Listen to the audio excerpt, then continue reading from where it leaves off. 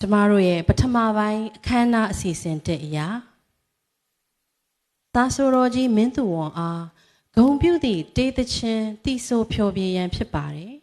။ကဘာတီမိစာဆိုမင်းသူဝန်လို့အမည်ရတဲ့တေးသချင်းကိုတေးရင်နှလုံးသားမှရေးဆက်သည်ကုန်းကဂီတာမူရှန်ထွန်းမြန်မာစာကချေမှုန်းထားခြင်းဖြစ်ပါတယ်။တီဆိုဖျော်ဖြေကြမည့်ဒေသန်ရှင်များကတော့ရှိုင်းလေးရဲဝင်အောင်တက်ထက်ပိုင်းမိချစ်တဲ့ခင်ဖုံးပွင့်စံရွှေရုပ်လေးတို့ပဲဖြစ်ပါတယ်ရှုစားအားပေးကြပါရှင်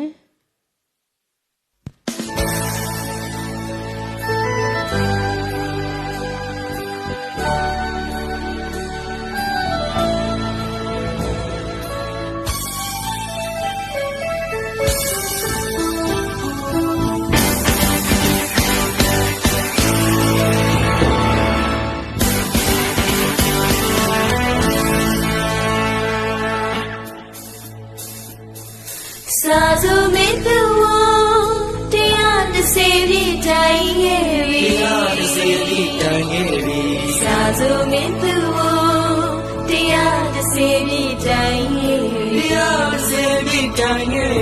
စာစုမင်းသူ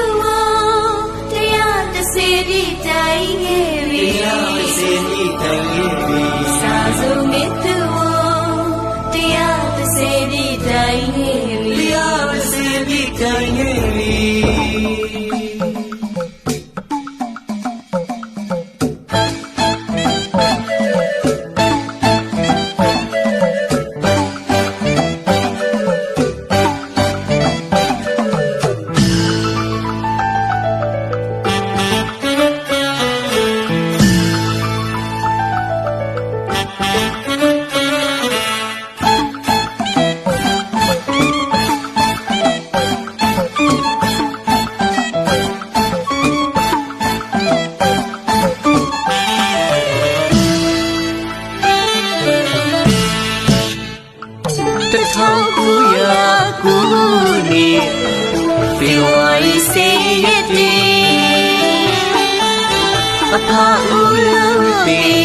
အမိတော်မိ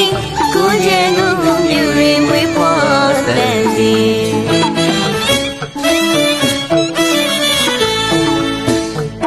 မောင်ဝခုအမိတေငေးချီလာလေးစာကြရများဝါဒနာပါရင်တာလေးကလည်းပဲဆိုရင်ရှိရလူတွေဦးစားလို့ရှိ